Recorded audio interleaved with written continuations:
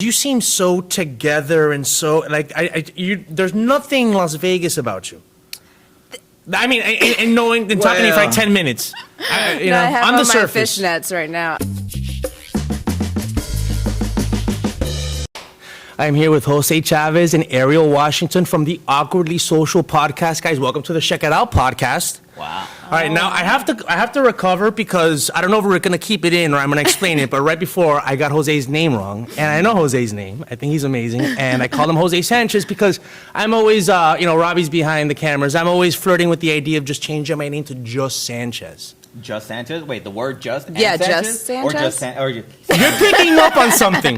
Because I was thinking of changing my name to Sanchez, just being the middle name, and Sanchez being both my first and last name. Okay. What do you think about that? That's a bit much. You should just go with Sanchez. Yeah. Sanchez, Sanchez. How about this? First name San, last name Chez. Yeah. Ooh. Sanchez.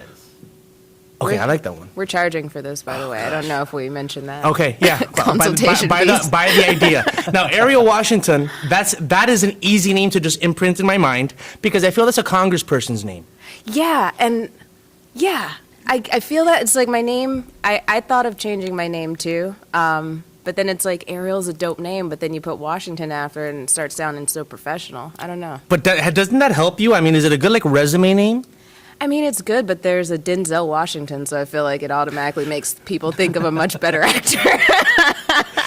How did the two of you meet? I mean, I wouldn't necessarily just automatically lump the two of you together, or are those the barriers in my mind that we need to break down? No, so we actually met at a comedy club that she used to work at and I used to perform at. And then one day we got into a bar fight. And then we said, you know what? Yeah, she won. And that's how we knew that we were going to be good friends because, finally, I met my equal. Now, why is it the awkwardly social? Because, I mean, I know that, I've read, your bio and you talk about, having, and your stand-up act, you talk about having social anxiety, but you're actually really, affable and easy to talk to, and you have a presence and a confidence about you. So what's awkwardly social about the two of you? So, so originally when I started the podcast, it had to focus more on my crippling social anxiety. I can do something like this because we have microphones on us. When I'm on stage in front of people, I do great. The moment I am at the exact same level with everyone else, that's when the anxiousness kicks in and I have a real tough time socializing with people. So it's like I have to condition myself to be able to be in the room with two or more people. Like parties and stuff like that, or you have to work your way, Yes. Mentally, you have to prepare. Exactly. Okay. And that's always been the case. I always have, with the exception of today, I almost always have headphones on me just in case I need to pop them on if there's a large group of people. So there is I prefer to call it my comedy mode. When I'm in my comedy mode, I can get a lot done. I can be very social. The moment I have to switch off, it's very hard for me to connect with people, and that's always been the case my whole life. So when I started the podcast, it was meant to be a way to be able to have a one-on-one with people, to get to know them in a place where I was comfortable. And then, I had a co-host who came and went because of scheduling issues, and then eventually, Ariel was a recurring guest that I would have on because she's so fun and easy to talk to. Mm-hmm. Correct. And so as of this year, I asked her, I'm like, look, it's a new year. I want to make sure you're a constant guest on this. Why don't we make it official and bring you on as the permanent co-host? So now it's she and I together on this. That's awesome. And do because I feel that you have a very, like I said, you have a confident presence, very grounded, but do you consider yourself also someone that has social anxiety? Is that something that you relate to, or? Yeah, I'm socially awkward in the sense I feel like a lot of people tell me that they can't quite get a read on my personality. You got a great poker face. Yeah, I have and it's just literally my regular face. I'm just usually taking in my surroundings, but I am very neurotic. I have a tendency to just spiral down thoughts, and I'll look perfectly normal doing it at a party. And I'm just one of those people that's I'm equal parts extrovert and introvert, and it's a weird balance. Sometimes when I'm out, I want to be in, and when I'm in, I want to be out. Okay, I first of all, I relate to both of you, even though some people might, a lot of times people, they get me, or they see me, and they're like, oh, well, that guy seems like he wants to be really social. I consider myself an extrovert, but I can often be antisocial. So if I'm around people, I just can't help but engage. But at the same time, when I'm alone, I want to keep being alone. Like I have to work myself up mentally to go to a party. So there is a little bit of social anxiety. Like, okay, I gotta. But once I'm in the mode and once I'm in that situation, then I'm talkative and I'm I want to listen to people's stories and tell them my own and stuff. But I get social anxiety. Like I get it's more before you enter the situation, sometimes even more than the situation itself. I mean, would you say that? Definitely. And one of the things is because of the way that we speak, tonally, we sound like we have this confidence and this energy and stuff. But this is a battery we drain. Like as we talk, as we're like hosting and being the like, what's going on, everybody? The next guest is blah blah blah. It seems like that takes a lot out of you. So once you're done with that, your body's just shut down. I think I take a nap relax. after every time we record. I want to take a nap every time. But there's also this like comedy adrenaline that happens afterwards where you're sort of like worked up. Right. But I also have to go in and I'm immediately thinking about edits and what I need to do for the artwork for the episode, and the same thing with stand-up. Like when I would go on stage, I'd be like, after I get off stage, if I have a great energy, it takes a while for it to go away. Then I'm thinking about all the things I should have said, all the things I wanted to say, and regretting the statements I made, because I do that all the time. I'm the exact opposite. I'm usually like ready to go in. I'm like, hey guys, we're gonna have so much fun, and then I just take on everyone's energy around me, and by the end I'm like, oh, all right, I need to not see anyone for about a week. That's it. It's the tail end that all of the adrenaline hits me and just like wipes out, and I'm just like, no, You're an I spent empath. it. Yeah, You pick up on that energy. Okay, since you responded well to the empath, I'm gonna guess your signs. Some people hate it when I do this. Okay, you kind of threw me off because when I first heard the podcast, I'm like, okay, she's probably a Leo. Oh, that's an interesting take. But now I notice a little bit more subduedness underneath it. Also, maybe not the Leo, maybe Libra. No. Okay, not Libra. Can I get? You know. Do I? You've given me a birthday gift. She's an aquarium. Oh, the puns. Well, happy recent birthday if you are an Aquarius. No. Oh, you're not an Aquarius. No. I don't know. I mean, people have to remind me what I am. He all the literally time. bought me Okay, a birthday gift. I hate telling people they're a Cancer, but are you Cancer? No, to some people maybe, but You're an Aries. no. You are not good at this. Scorpio. No, only in Mortal Kombat. Sagittarius. I am a Pisces. Happy birthday! Thank you. Yeah. You are not convinced by my ability. Listen, I never said I was good at this. I said I do it. Yeah. I said I You make the said guesses. give I him never 12 get. guesses and he'll get it. Yeah. You know what I average about? But here's the thing. I'm actually averaging like 2 out of every 12 times, so I'm actually over-indexing, but just not by a lot. At least in this conversation. Let me finish with you then, Capricorn. No, I'm a Taurus. Oh, First a day. Taurus. Okay, happy But I upcoming was birthday. raised by a Leo. That's why I thought that was interesting. Well, maybe you took on some Leo qualities. I'm sure I The, did. the confident tone, that's the Leo quality. That's like, she knows what she's talking about, right? Whether That's she the knows or mask. not. Yeah. So let's bring people up to speed a little bit. We're still in the middle of a pandemic, and you shared with me that this is the first time that you've actually sat with somebody without a mask. Now, we had, did they take the temperature before you? Yeah, I Okay. did, yeah. Yes. So we're keeping the COVID protocols here at LATV, but this is kind of like, slowly but surely people are going to start kind of hopefully coming around as the vaccine gets proliferated, and hopefully people talk about herd immunity. I don't know what exactly that means, but whatever it means. Did you have to were you like, oh man, am I gonna have to take off the mask, or should I, or did you have those thoughts? Like, how do you feel right now? I'm staying very still. I don't know why I think that would help. Like, the virus is going to be like, wait, like it's a T-Rex or something. But no, it's weird. I mean, I text with a friend almost every day, like, are we still in a pandemic? Because Right. it feels like we are, but Yeah. people are not acting like we are. Yeah. And I caught it back in October. Okay. So I'm really not trying to do that again. It wasn't fun. I don't recommend it. Really? So you had a hard time. How long did it last for you? Mine wasn't nearly as bad as, I only had it for 2 weeks. Okay. Wow. Okay. But you Yeah. felt the symptoms for 2 weeks. Some people have said they've only felt the symptoms for a few days. My symptoms probably lasted about a full week of just no smell, no taste. I couldn't really eat anything. Okay. I was hot and cold. My temperature never went over 100. Okay. And I was and I think the mental part of it is worse Right. almost than the physical, because you're almost waiting to see if it's going to get worse. Worse. Yeah. You're Now, did every that- day you're taking Yeah. your temperature, and every half degree you're like, if you get short of breath, maybe you're like, oh, here we go. Yeah. Okay. You're But like, how did you it's feel coming up. once you got over it? You know, did you feel, I don't know, confident in your immune system? What I handle? All right. I felt confident that was as bad as it got because I knew people who had gotten it worse and seen it much worse. But for me, it was, it took a while for my breathing and just my overall being able to work out or move. Lingering symptoms. Vocally, like singing, it took a really long time for my voice to get back, and I'm not even sure it's 100% back yet. Yeah, I've heard that there's some lingering stuff, but I'm glad to see that you got over it and you're feeling good. How about you? Have you had it or? I have not. No. Okay. So last year. Loser. Hey, I'm sorry, I'm not one of the cool kids out there. No. So last year, right just before the pandemic and all that. Just moved to Studio City. I don't know why I said the city. You can take that if you want. So I just moved and was feeling very, very sick, very under the weather kind of thing. Didn't think anything of it, just figured it happens. And then when everything started happening or started shutting down, and now suddenly it's like, wait, was that COVID? Was that this or that? Well, allergy season is here, by the way. I don't have allergies, so I don't. So that's why I wouldn't know. Like I get sick quite often. You know, like at least every 4 or 5 months I would get sick. Since then, I haven't really gotten sick at all, which is surprising. Well, you know what they're saying?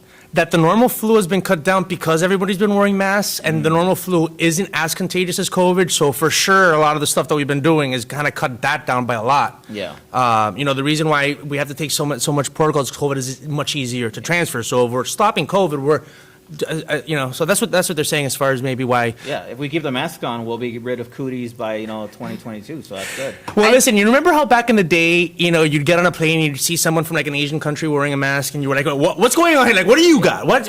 But now it's like, oh, okay, I get it. Like, maybe this is, I'm probably going to still continue wearing masks on planes. Beyond the pandemic. That would be smart to do. I think for large crowds. Maybe the first go around at Disneyland, might want to wear masks and stuff like that. Large public gatherings. I think over time you'll feel more comfortable. But I'd say even if we're vaccinated and all that this year, I'm probably still gonna wear masks when I'm around large groups up until maybe early next year. I'm kind of enjoying wearing masks in general. Like you sneeze and you already got a guard. People don't look at you as much. I'm like, this is great. Everyone's staying 6 feet. Well, social distancing is I good. take public transportation, so it's like, oh, everyone's giving me a wide berth. This is nice. The chewing gum business is hurting right now because people aren't working on we don't need mints. No, I think it's probably doing better. Oh, that's right, because you gotta have to smell your own breath. God, that makes so much sense. I don't know. I like my own. It's a nice. It reminds me of the coffee I had that morning. I'm like, perfect. Well, I smoke a lot of pot, so like I've definitely had like to have to sit with my pot breath during my I call them sometimes, especially when we write articles here, I can admit this because pot is legal and dude, you're working. Yeah. Sometimes I got to get inspired to really get into some of the articles that we publish here at LATV.com. Check out our news page. And, so I'll take a couple of tokes and then I have to kind of like, oh, God, do I have any gum? You know what I'm saying? Because I just have to like sit in that pot smell. But anyway. Well, look, no judgment here, by the way. I just started taking edibles for the first time ever in 2020. So, and she's a regular. On edibles? I think edibles are too strong. And I've been smoking pot for a long time. And here's my horror story. Okay. Why? Because you don't like to smoke, so you'd rather take the edible. No, I'm the edible person. I'd rather just get it one and done. Just get in there. She gets a bowl. You're so cool. A spoonful and just like takes it in. So you like bongs and like So I like joints. But the edible. I was on a plane and those like Kush candies like Joey Diaz talks about that are super strong. I didn't realize how strong they were. Somebody gave it to me. And I'm on the plane and I'm like, I want to be high for the thing. I couldn't smoke. So I take a bite out of it. She must have split it to 8 pieces at least. Took a bite out of it. I bit more than half. I was like, I've been smoking all my life, or not most. I ate it and the plane was parked on the runway. And then they said there was going to be a delay before we take off. It started hitting me. I'm in the middle of the seat between like two like big dudes. I'm sweating. I'm putting on the air. I'm looking around. They're looking at me weird. Like what is this guy going to like bomb the plane? And he's freaking out. I actually crossed my mind. Should I get off the plane? Like that thought. That's how I'm like, this is only like 2 or 3 years ago. I've been, using cannabis since I was a teenager. It was the highest I've ever been in my life. I said never again. I mean, it was borderline like a psychedelic ayahuasca ceremony. Oh, no. You know, No, have you ever taken too much? Have you learned your limit as far as like, ooh, okay, there is a too much when it comes to edibles? Yeah, I've learned my limit. That's why I usually I prefer to smoke, because you take an edible and you don't know you've hit your limit until after it's gone. Yeah. And then you got to be like, okay, how long is this? You can last? regulate. I'm still learning. I had one. It wasn't a terrible experience, but as far as from a comedian standpoint, it definitely wasn't great. So my sister last year for my birthday gave me an edible, and it's the one that like wakes you up and lifts you up and stuff. And I was like, oh, okay, I'll give this a try.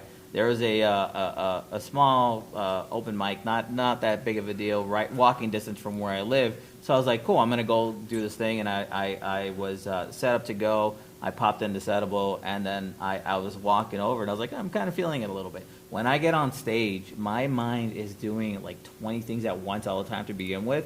But now all those thoughts are coming out at the exact same time, and they're just pushing into each other, so I can't hold on to anything. So the entire time I'm on stage in front of an actual crowd, which I wasn't expecting at an open mic, I was just sort of like, yeah, no. And I would start my jokes, but then I would finish because I wouldn't remember how to end it. Or the opposite, where I would give the punchline instead of the setup. And no. I just was doing so terrible. And this guy that booked that was doing this mic, it's like he booked some other bigger shows that I was trying to get on. So this was sort of like an audition in my head. I had I'd put too much pressure on myself to begin with, and with all of that building up, I was just like, I have no idea what's happening. I was kind of freezing. That sounds like a nightmare. It was terrifying because I hadn't had a bad everybody has a set where they don't do well, they don't get great laughs. Right. But I usually take that in strides, and I'm just sort of like, okay, that happens, mistakes happen, lump it, move on, whatever. With this one, I had no ability to recover. The only way I was able to sort of recover at the end was someone came up to me from the audience and says, I really like your podcast. I was like, oh, okay, at least I had one friend here. But then on my way home, I was walking back home, I was like, oh, wait, now she's not going to listen anymore because I did so bad at this mic. And I was just beating myself up, and I sent the dude like an apology message on Instagram. I'm like, I am so sorry. Can you ever forgive me? And what did he say? He was like, oh, it's fine. It happens. But he didn't care. But in my head, I was like, oh, no, this is the worst thing ever. So here's what I think. Well, number one, cannabis can compound the way you already feel. Mm-hmm. So if you're feeling happy and go lucky, spark up a joint and have fun that day. But if you're feeling a lot of pressure, probably not the best time to get super high. Yeah, never again. But I bet you were just like weirdly funny that night, and everyone was like, ooh, okay, this is kind of like a style. That's what I heard. Someone, one of my buddies, Mike, he came up to me afterwards. He's like, he goes, you don't realize how funny you were that night. He goes, but everybody, you're more fun than you thought. But he goes, you kept doing a joke that was really funny, and then you kept interrupting yourself, saying like, oh man, that's not working, and you would move on. So I was doing a great job. It was like in a some tease people's set. minds, but in my head, I was, I was failing every way imaginable. I was like, I'm never going to do that again. Did you get up on stage and you were so high that you're like, hey, everybody, my name's Jose Sanchez? Call back. First name Sam, last name Chavez. Oh, yeah, there we go. Humberto. See, I don't get the paranoia part, but like I become a space case. One of my friends, I was going back home, and he's from Vegas too, so he was like, oh, I'm going home this weekend too. You want to just drive together? And I was like, dope. Drop me off at my mom's place. My mom had moved, and I'd only been there like a couple times at this point, but I was like, I know it. And we're taking the edibles. He had like the little coffee beans one. The I like covered. those. Yeah. And he was like, no, you should take more. I know your tolerance. I was like, I trust you. And we get in town, and I'm not messed up, but he was like, okay, where do I go? And I was like, oh, no. And I was like, I think it's this turn. And he turns, I was like, oh, no, that wasn't it. And so we made like 5 loops, and we passed like the neighborhood. So every time we had to make a turn, it was the wrong one. I was like, no, it was the next one, my bad. These streets all look the same. That's hilarious. It took us so long. And he was like, no, it's cool. I did this to you, so we'll 3 get coffee there. beans earlier might have been the way to go. So you talk to me about growing up in Las Vegas, because you seem so together and so like there's nothing Las Vegas about you. I mean, and knowing and talking to you for like 10 minutes. I have on the my surface. fishnets right now. No, it's Vegas. Growing up in Vegas, it's like we're exposed to things I guess a lot of kids wouldn't be exposed to growing up in different places. But for the most part, like locals don't really hang out Right.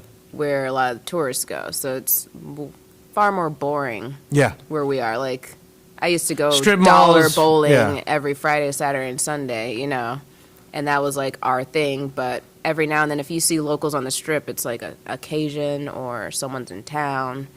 So it was, I was like mostly on the outskirts. So it gets real dusty, real Right. hot, real boring. out Real there. desert. I will say this about even the outskirts of Vegas, there's still a slot machine. Oh yeah, there's Right? a slot. That's one of the things that one of the times I went home, I was at the house and I was like, damn, I was going to go to that bar across the street. I was going to ask my brother, like, you want to go to the bar across the street? And I was like, damn, we can't. And he was like, why not? And I was like, it's 1:30. And I just stopped mid-sentence. I was like, oh, shit.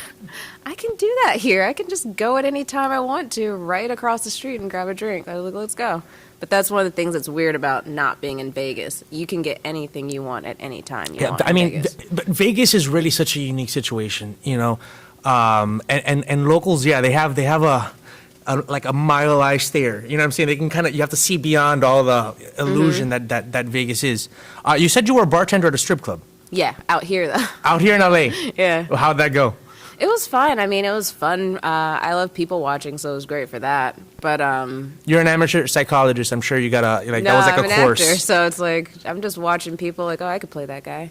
But after a while, it's just I like, like that. after a while, it's just like, okay. Yeah.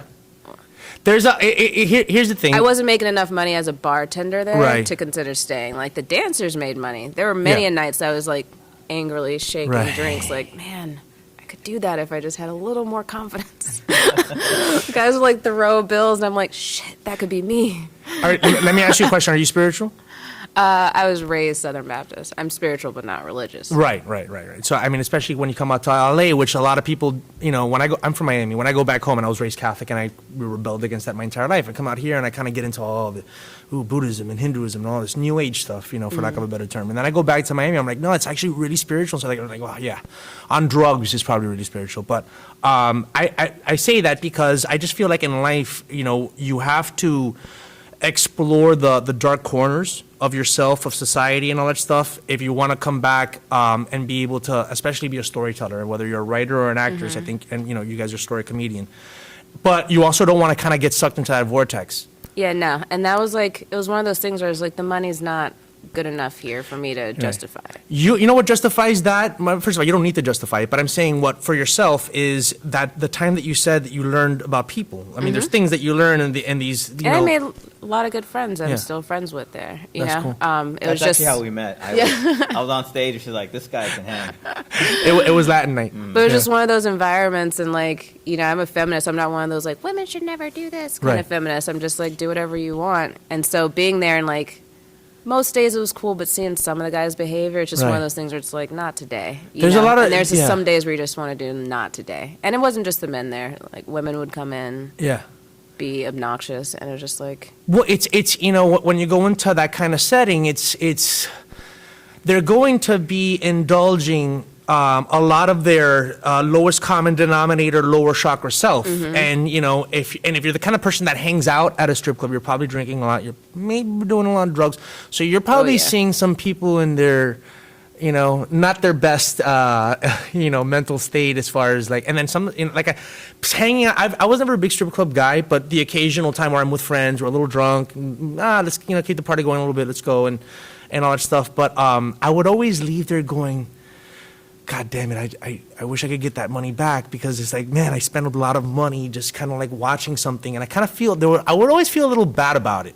well, see, because you went in expecting something. If you just go in to watch a good show, money Well, well I wasn't. spent. Well, I wasn't expecting, because I was just like, how should I put this? No, there was a couple of times where like I got a lap dance from a beautiful girl, and we had a cool song. You know what I'm saying? And it was like that was where the. Yeah, but probably should have just left that. Also, you're doing a lot of drinking. Like as I've gotten older, I've learned when to call it a night. That's a very, very important discipline to develop. That's for everything. You know what I'm saying? And so maybe when you're not just strip clubs, but nightclubs, when you're working in that kind of environment, you see a lot of people that, okay, right now you should probably just call it a night and just kind of quit while you're ahead. I will say, though, that I had more power to defend myself working at a strip club than I've ever had working at a restaurant. Fact. Like, most restaurants, you know, it's like in the strip club, people go there and they have this idea that we're allowed to treat people a certain way Right. because of the environment, and that's not what it is. It's entertainment. Just Yeah. go watch them dance, Yeah. do whatever. But there's also an expectation that if I do get out of line, someone's going to Right. immediately jump on that. Where at a Yeah. restaurant, it's the customer's always right. Right, Like I've never right, once heard right. the customer's always right in a strip club Yeah. or a nightclub setting. Yeah. But in a restaurant, there's this fear from management that, oh, well, we got to Right. contain this. So there was much more freedom to Interesting. protect myself from abusive people Right. at the strip club than Right. a restaurant. That also another reason why you can look back and saying I did get a lot of that situation, but like there was a time where you called it a night. You're like, Yeah. I'm good with it. Now, do you think stand-up comedy is also just have given you a certain amount of confidence, and I'll work it back to you as well.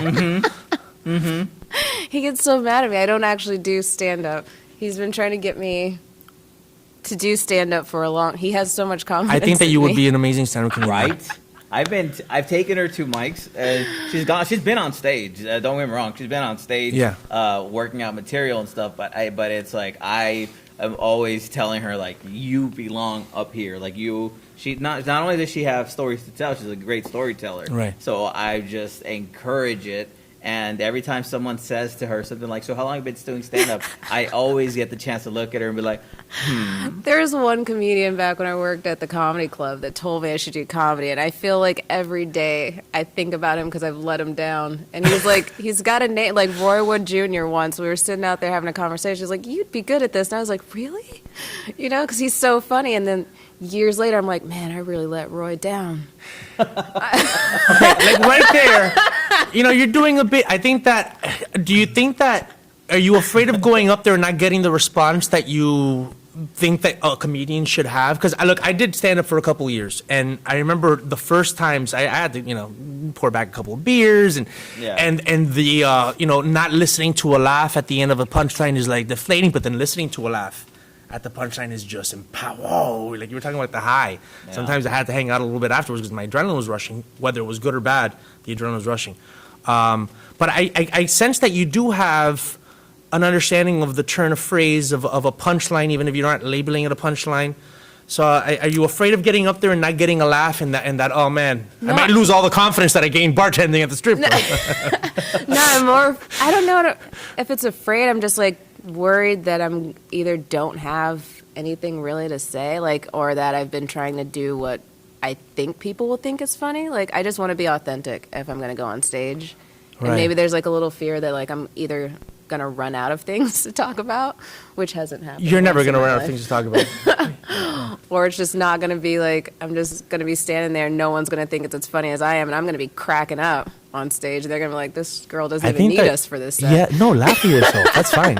Hold on, we're fixing up. I can actually go to the other camera for that. That's fine. Yeah, it's there's always the only thing I was worried about when I did stand up was, oh God, interrupters or hecklers or stuff like that. But it's easy to get the crowd on your side. I remember one time I was doing something at the Belly Room. It's like really small, but it was packed with people, right? And there were these, a couple of drunk people in the front kind of interrupting everybody. And when I got up there, again, jumping in my joke, and I'm like, listen, I got 3 minutes left up here, so shut the fuck up, all right? And everybody laughed their ass off. I'm like, oh, wow, yeah.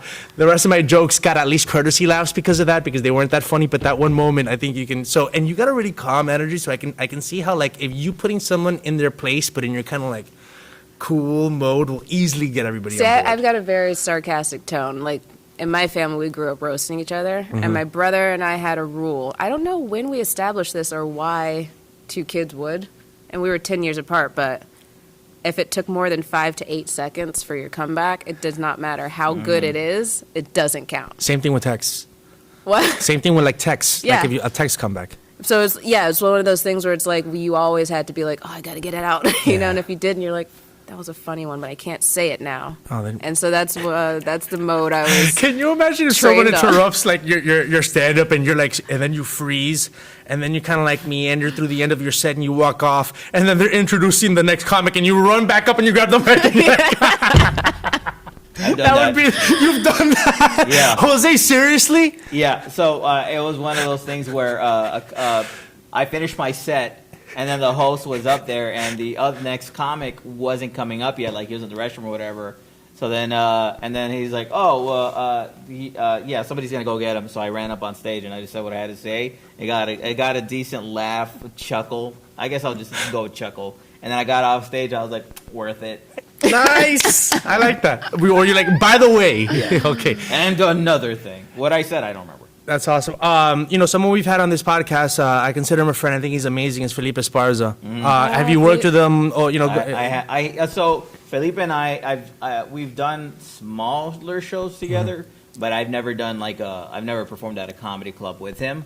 He, for a while when he was doing his material, preparing for his Spanish special, he was doing it local to me. So I went to go hang out at each of those because it was a very short drive away from me. He went into the part of town that I live in, so I was like, oh, cool, I'll just come and hang out and stuff. And I was also his designated shot taker because they refer to me as the not Felipe when I'm there because I look similar but not the same. So they would be like, not Felipe, and since he doesn't drink, he would tell him, like, hey, Jose, take this for me. And I'd be like, all right, cool. And I would just take a shot. No problem, huh? Yeah, no problem whatsoever. I was like, okay, I'll take the designated shots. I will be that hero for you. That's hilarious. Dude, I love some of your videos and the drawing, the doodling that I've seen on your Instagram. Is that recent or have you always been like a cartoonist type? No, drawing digitally is recent. As far as drawing, I've always kind of done it since I was a kid. I started drawing because I would write stories, and it was very difficult for me to explain what I was seeing in my head. So I started to draw, and then I found out that I'm not absolutely terrible at it. So I kind of do that. So I bounce back and forth between drawing and writing, whichever one appeals to me more. Recently, it's been more writing a horror story. Ooh. But I do go back and forth between. Right now is doing a lot of drawing. So I've just been it's been a saving grace during quarantine. Can I make a suggestion? And this is not necessarily an original idea. I've seen other people do it, but I think because you can do it from the inside, is maybe taking like a quick clip of your podcast and then just the voiceover that the actual original, and then drawing you guys having that. Have you seen the Joe Rogan tune? Like they'll take like a clip of like some silly part and they'll just have it drawn out. Yes, I actually was going to do that for the two of us. That's why I made the characters for the artwork. Yeah, and I like the artwork. So I have the template now to be able to go back and do it afterwards. But it's for me, it's more about I'm really not great at animating things. I've animated one thing and it didn't come out all that great. So I am trying to figure out a way to do it where I'm comfortable. A so succession of stills, maybe. Great. Yeah, exactly. So when it comes out, it's not. I'm happy with it. Like I don't want to release anything subpar. That's kind of my issue. Is like I want to put stuff out there, but then I'm always like, ooh, I don't know if I can do that right. So I just don't. Well, I love the video, and I only realized after, I think it was your voice, where you're giving us a suggestion or some advice to men who, but sexually active men. And then, the video? Oh, which one? The video you have on your Instagram where you're sitting down, and I thought it was your voice, and you're listening to a woman's voice. No, that's not her. Oh, man, Whose sorry. voice do you have on your videos? I can't explain everything. No, that was just some audio pulled from a TikTok clip or whatever. And what was she saying? She goes, I have some advice. She goes, I remember that. I have a question for men, and then like we're listening, like what? And it's like, well, sexually active men. It's like, oh, and they just get up and leave. Yeah. That was hilarious. But you had like a bunch, like a Zoom thing of a bunch of people. Well, she sounds like you, Ariel. Yeah. I helped a friend do a self-tape yesterday, and I was like her reader over Zoom. Mm-hmm. And when she was playing it back, there was a part that I knew was her line, but it sounded like me. And I was like, yo, you sound just like me. I was like, I don't know how casting is going to feel about the same voice coming back. That would be great, though. They can hire you for the ADR. I know. What if they were like, this girl sounds like she's crushing this scene? That's so funny. I helped a friend self-tape once, and I thought it was so funny because I was committing to the part, and I was like, no, you're wrong. Here's what's going to happen. This, and that. And I'm getting really into the part instead of reading it kind of like casually. Mm-hmm. And then I thought to myself, I'm not on camera in this, but I would love it if they were like, I want to hear more from the guy that's off camera. I was like, how great would it be if I got cast off of helping him? And I just kind of like made fun of him the whole time. I was like, I'm pretty sure I got this, man. I think it'd be funny, like you said, have a podcast audio only between 2 or 3 people that sound exactly the same, have the exact same voice, intonation, everything. Last thing I want to talk to you guys about is, you guys have a podcast. You guys are very expressive, opinionated. in today's climate, you guys do a little censor, there's a little censor button. They're like, okay, should I say that? Is that happening more and more? How do you feel about that? I stand pretty confident in what I say. No person is not going to say something stupid in their life. Right. And just with the way it is, it's going to probably be publicly at some point or Yeah. another. We recently did have an episode that got kind of into the red zone. Mm-hmm. And my struggle during that conversation was more like, okay, I know I can't let some of these fly. I don't want to be passive, Right. but I also don't want to be an aggressor. So I just kind of had to like even my water level and That's a great way to put it. decide to where can I make an influence and where can I not. Because there were some parts of the conversation that just weren't Right. going to be solved that day. And it's a comedy podcast, so we didn't want to spend too much time on it. But I think that's a great approach. Number one, there are you should have the open door to come in and say, hey, actually, and explain something to somebody but having the conversation is okay too. And I love the fact that you say we're not going to solve all these problems in one day. At a certain point, you can kind of just like, it's kind of like what we said before, call it a night. Like, okay, this is as far as this conversation is going to go today. It's all good. We don't Yeah. have to, come to an agreement. We came to a little bit of an understanding, right? But we can, and hopefully that's the attitude that starts to take shape, where we can kind of like leave certain conversations unended, and not everyone's gonna like feel exactly right about what came of it, but we can kind of free it up to have the conversation in the first place, and not just like keep everything unsaid. So sometimes somebody has to step in poop to be like, dude, Yeah. you stepped in poop. Well, and like the way I feel is like we invited him on to our podcast, so I kind of feel like that's our home. Right. And I know a lot of people know that when you go to someone's home, you treat Yes. it with respect. But also I feel like if you invite someone to your home, you treat them Yeah. with a certain respect, like they're your guest. So there's just certain like if Balance. it was just me having a conversation with someone, it would have gone completely different than if I invited someone on to our podcast. Right. That's So a great there's way. just like There's- if we had been talking at a bar, the conversation would have been a lot different. Than That'd on be the a different podcast. episode. How do you feel, Jose? I first of all, whatever she says goes. No, Now that we know you got other voices. How dare you? No, so it's always been very. I've always been very vocal on my podcast. Sometimes very early on when I didn't have a co-host, I would do a lot of solo episodes, very much reflective, a lot of thoughts that I had. Have you ever edited something out post and be like, oh, you know what, I shouldn't have said that and cut it out? Yeah. There's actually episodes I've removed altogether because of it just the problem it's going to cause for the guests. Sometimes they say things that are a wee bit controversial, or just something comes out about the guest where I'm just like, let's go ahead and remove that altogether. I've always been very, even before comedy, before all of that, it's very hard for me not to say the truth, Right. not to speak. There was a time when I was a kid where I was a what's the word? Provocateur? No, where you just would lie excessively and unnecessarily. Okay. So, a habitual liar, I think Yeah. is the term. I forget what it is. But, I can't remember. That's the an word. interesting thing to admit about yourself. yeah, so I like it this just, guy. one day. And now you're honest as hell. Well, yeah, there was a thought I had in my head because I was having this real bad stress that was coming from the thought of like, I don't know why I would build up any kind of like deceit, because a lot of times it would be minutia where I didn't have to lie. I just did it because I didn't find myself to be that interesting in that moment. So I kind of played something up a little bit, and things would get away from me from time to time. So I decided one day that I was like, you know what, from now on, if I want to share something, I will share it. I will be very honest. I reserve myself to not speak about certain things because I'm like, it's not everyone's business for all of these things. Yeah. But the things that I do want to speak about, or the things that I put out there, I'm very honest about. So if someone is making a statement that I don't agree with, I'm one to step in to express my opinion, even if it ends up hurting my relationship with that person. Because at the end of the day, I'm more focused on my integrity than I am on that thing. Because I think that if Ariel and I were both, if I wasn't as honest as I am, I don't think Ariel would be my co-host. I don't think she would want to be a part of this, because there is sort of this truth. And also, going back to even just the recent episode that she's talking about, there was a very, like, it was like